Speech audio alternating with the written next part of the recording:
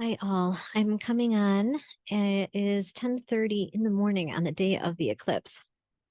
I've actually sat down more than once to write out something about the eclipse, and I'm just mentally struggling to focus on writing. And I think it's just obviously because there is a lot of intense energy that everybody is moving through, and the ways that that is personally manifesting in my life is making um the ability to like sit down over a long period of time and focus on just one thing. It's making that more of a challenge than it usually is.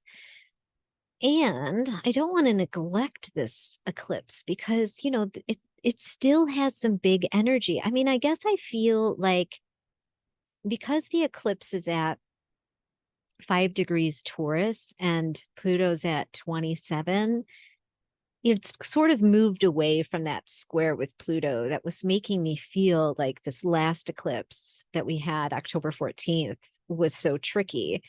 Um, and there's still some big energies here. So, considering that the eclipse takes place in Taurus, I guess we should examine for a minute what Taurus is, right? So, Taurus is um, ruled by Venus. Both of our eclipses, interestingly enough, this round, um, were ruled by Venus. We had our last eclipse in Libra, and we are having this eclipse in Taurus. Taurus rules things like our values, our resources, our money, right? That could be one potential resource. It is essentially the vessel. So we are given our divine spark, and that's ruled our divine spark by Aries and the planet Mars. And then Taurus becomes the vessel in which we carry that spark, and we are able to kind of manifest on the material plane the inspiration, the intention, the the divine will, so to speak, of Aries, right? It's very fertile and abundant. It's a sign associated with kind of like nonstop growth. Or if, I'm an Ayurvedic practitioner, so I associate it with that idea of building, right? And the moon is actually exalted here. And so this is a full moon eclipse. It um, kind of lays across an axis. And with full moon eclipses, I tend to think that the place that the sun is also very important to look at. And so Taurus is then across from Scorpio. Now, the nodes of the moon had been in Taurus and Scorpio for the last 2 years. And then over the summer, they changed signs to Mars and Venus. And both of these axes, so Taurus, Scorpio, Libra, Aries, they are ruled by Mars and Venus. So we will have ended up having 4 years almost of these evolutionary energies that are ruled by the planets Mars and Venus by the time the nodes finally move out of Aries and Libra, which is where they are now. So essentially what we're doing is we're having our one last eclipse to tie up the past nodal axis. It just so happens that because the nodes are still at the ends of Aries and Libra, that this eclipse, which is just a partial eclipse, is happening with the sun and moon actually in Taurus. And so we do need to look across the axis with this eclipse and see what's happening in Scorpio. And so if you followed along with me, or you're in my Sky Dancer course, you know that Mars happens to be in the underworld. When you have an underworld Mars, it's the same as having an underworld Venus. In a sense, Mars is under the horizon and he is unable to act in the ways that he normally does, whether that's in an exalted, heroic way, or even I don't know. I don't know if it's correct to say we're not seeing his shadow right now, but there's this sense that when Mars is available and his influence and his rays are mm, shining down on the planet, that we're able to harness those rays. We have a connection to the personal power that Mars offers. You know, he gives us a connection to the our own sense of inner authority. Sorry, I got a notification that took me out of my mind for a sec, and I need to come back to my stream of thoughts. Mars connects us to our inner authority, our inner sense of power, our sense that we have the will to carry out our desires. And when he's in the underworld, like, you imagine what happens when that connection is gone. Well, then we need to use things, false things like machismo, like egoic ways of asserting our power. We're feeling like this big disconnection to a sense of empowerment. So we use like external and earthly things that aren't really like divine in the sense of will. We use domination, and there are abuses of power that can happen, and the warrior archetype gets greatly skewed. So my point is, at this moment, Mars just happens to be in the underworld. It's like a reset phase for him. And he is definitely going through this alchemical process. A lot of times we look at this Mars underworld phase as the warrior going from the, the service to self to service to others. So he becomes sort of like the lone warrior who goes down into the underworld, and then he emerges more like the Knights of the Round Table, where his service is beneficial to all, and it's got this kind of integrous, divine touch to it. He won't be out of the underworld until January 8th, which right now, let's be honest, is kind of a concern. So Mars is loosely conjunct. Is about 6 degrees away from the sun, and this is the opposing point of the eclipse at 11 degrees Scorpio. And then conjunct Mars is Mercury, and Mercury is kind of like mind, our speech, our information. And when Mars and Mercury touch, it tends to sort of like inflame things like the mind, like how we speak. Information and sharing information can become more intense. And then in Scorpio, it's like, Mercury really becomes like the existential detective here. And so what I think we're going to see a lot of are these kind of inflamed, right? Like this can be a signature of almost like mental illness, right? Like an inflamed mind. Maybe these inflamed or slightly distorted, because again, remember, we're not reaching the purity of Mars's power, right? It's all external, kind of like human, small human, like feeling inferior, right?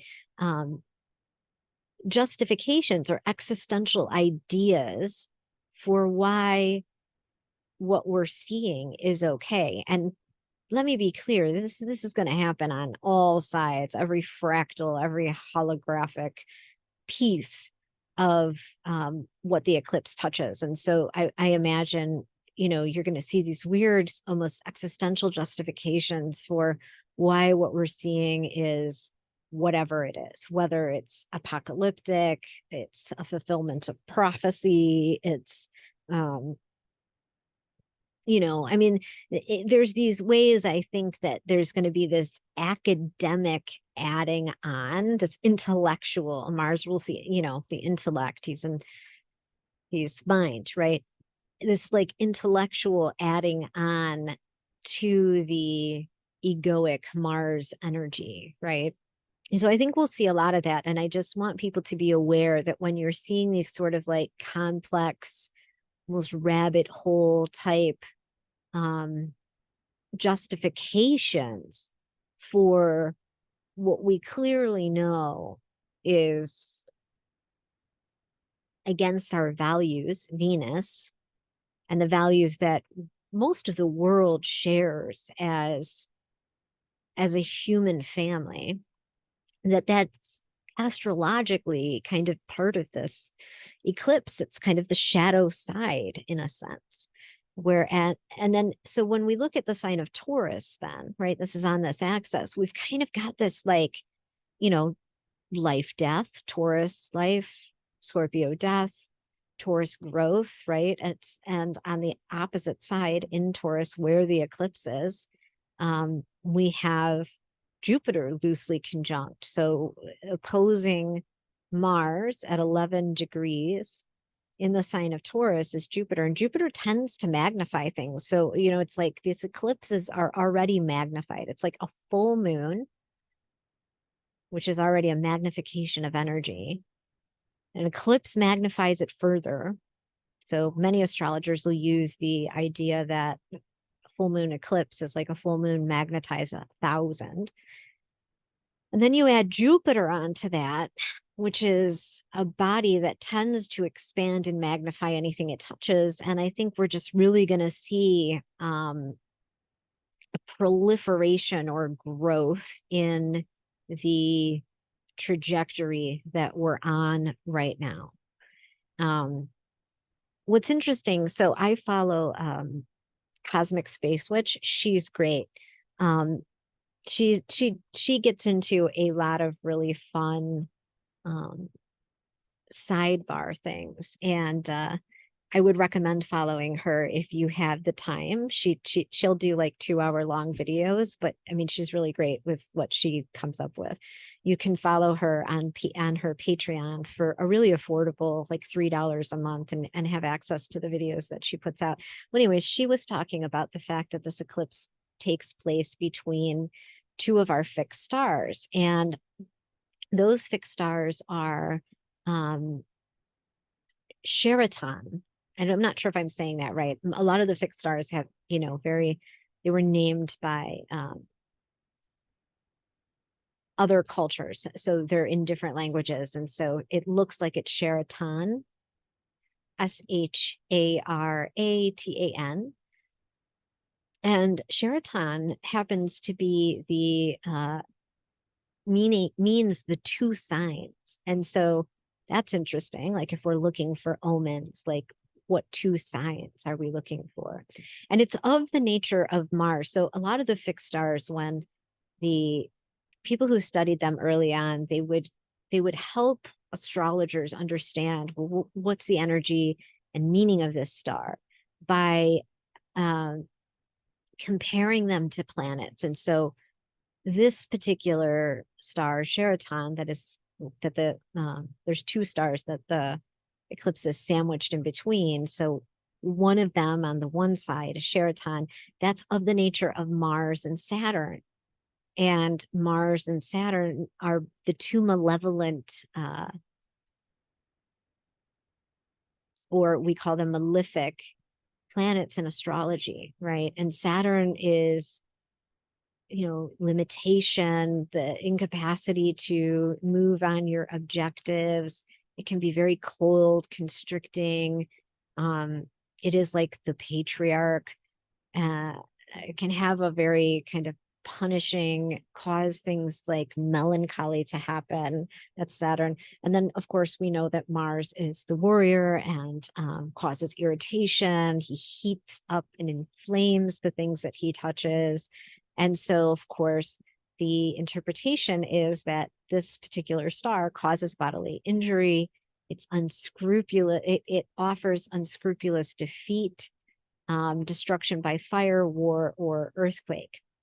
And so when it was named this star, it was sitting at the vernal equinox. So to the ancients, it was a very, very important star. And, you know, like I said in the eclipse video, with eclipses, you know, you get this kind of play on light, right?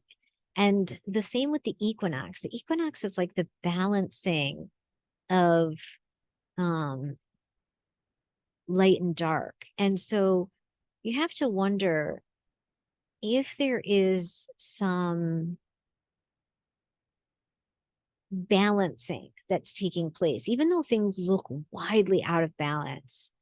You wonder if, you know, like when you zoom lens out, like all wars and anything that we see happen on a mass scale, there's many different layers and ways of looking at the situation. And so like if you zoom lens out a few layers, you have to wonder from an evolutionary perspective, even though we're seeing all of this, what seems like devolved involutory energy, if that it is in service to balancing something.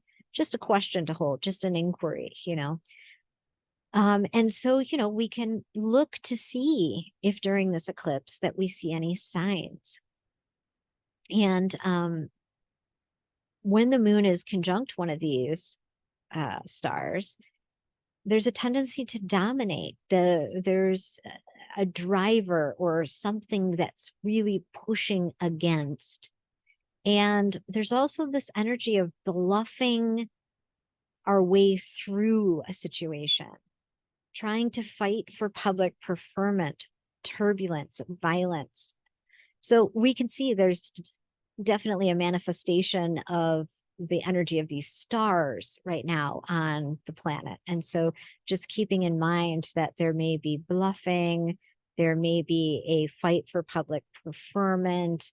We could be seeing all of those things take place, and not particularly pointing to, it doesn't point to like who in particular is doing that. So I would be on the lookout for that wherever you're looking.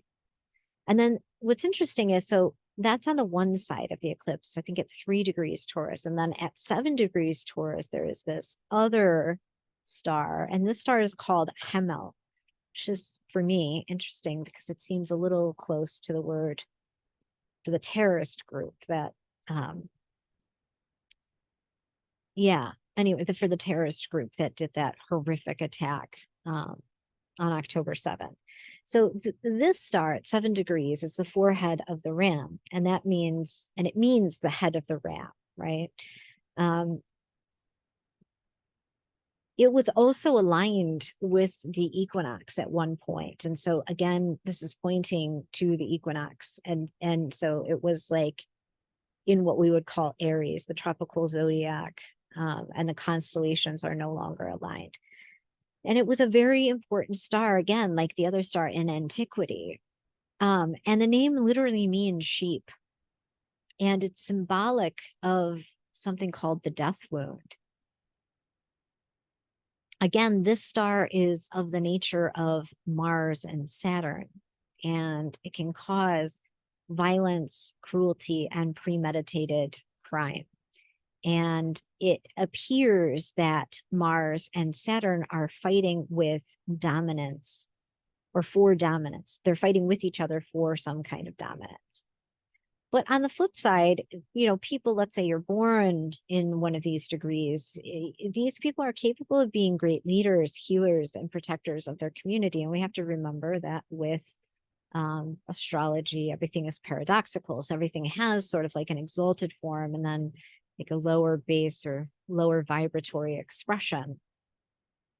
So the other thing that she mentioned last night, and what was interesting is, like, I started to look into this last year.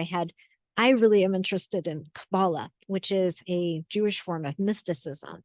And last year, of course, I'm a Scorpio. My birthday is November 1st. And last year I had watched a Kabbalah video about Scorpio and the 8th month in like Jewish Kabbalah. And in this, they talked about the flood being on the 17th day of that month in the Jewish calendar. And I have never gone back and figured out the math to figure out for the Jewish people what day that is, but it's related to the flood of Noah. And so I'm watching Cosmic Space Witch's video yesterday, and she brings in the idea of the flood. And what I didn't know that she revealed was that almost every single culture across the world has a flood myth.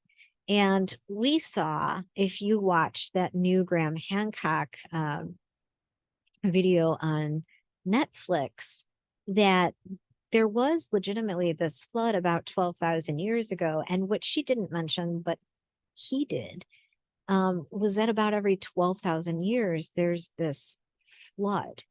And flood, I mean, I suppose could be water, and maybe we're looking at down the road some kind of climate catastrophe. But what Cosmic Space Witch had said is that every year in November, we move through the Taurid meteor shower, which happens, we move through it as Earth during the time of Scorpio. But the shower is coming from the constellations of Aries and Taurus. That's where they come from in the sky. And so these flood myths always have to do with this time of year. And she had made the connection. And when she posts the post this year, maybe I'll go and find it and add it to this because it was such great context. What she had found out or had been an inquiry about was, why does every culture, ancient culture across the world, associate Scorpio and this time of year with death? And that there is this seeming parting of the veils or thinning of the veils around the end of October, beginning of November. I always thought it was cool that I was born on All Saints Day, like the day after the Day of the Dead, the day after Halloween, the kind of like seeming day that we celebrate the dead and our ancestors. Just given all of the things that have happened in my life, it seems really bang on that that's the day I'm born, and that it's had some kind of this idea of death, whether it's metaphoric or physical, has definitely shaped my life, not only as a Scorpio, but as a Scorpio born on November 1st, Day of the Dead. As an adoptee, I lost my entire family. And that was something that I definitely grieved and mourned. And I know I experienced it as a death, even though they didn't actually die. My son passed away. There's just been a lot of themes of grief and loss that I've experienced throughout my life. And what she learned was that a lot of these flood myths happened during the Taurid meteor shower when it intensified in late October, early November. And so that would be mass scale death across the board in every single pretty much every single ancient culture has this flood myth. And so this is potentially the answer to the question of why we mark death and celebrate our ancestors at this time of the year versus when one might think we would, being the winter solstice, right? When the sun is at the lowest point of the year. So I thought that was super insightful. And again, she goes into it in detail in her latest video. And if you joined her Patreon, you'd get access to that. But the motif of the flood feels very prescient for the moment. Scorpio is water, but it's water and fire, right? This deluge of irritant. And there is this way that it feels like there is a flood of particular energy that's happening right now. And we can't deny that there's a scale of death happening right now. What's interesting is, like, I was looking at the numbers of people who have died. And then I was thinking, during COVID, we had as many people dying just in our own country from COVID every 1 to 2 days, right? At the height of that.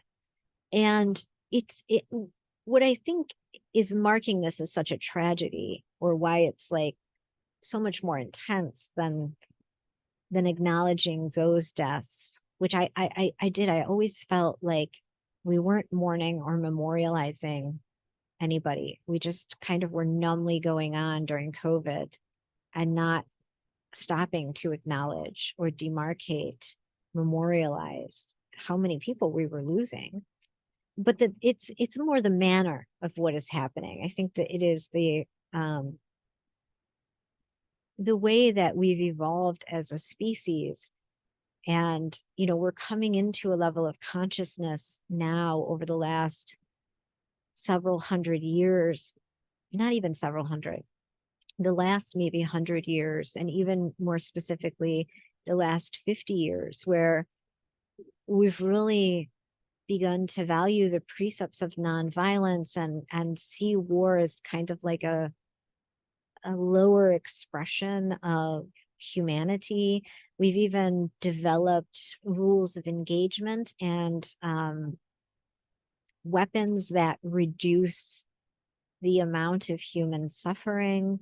And there's this like apocalyptic theme. So there's that piece, and then that sense that because this is the Holy Land, there are all of these archetypal apocalyptic themes that are activated when this area of the world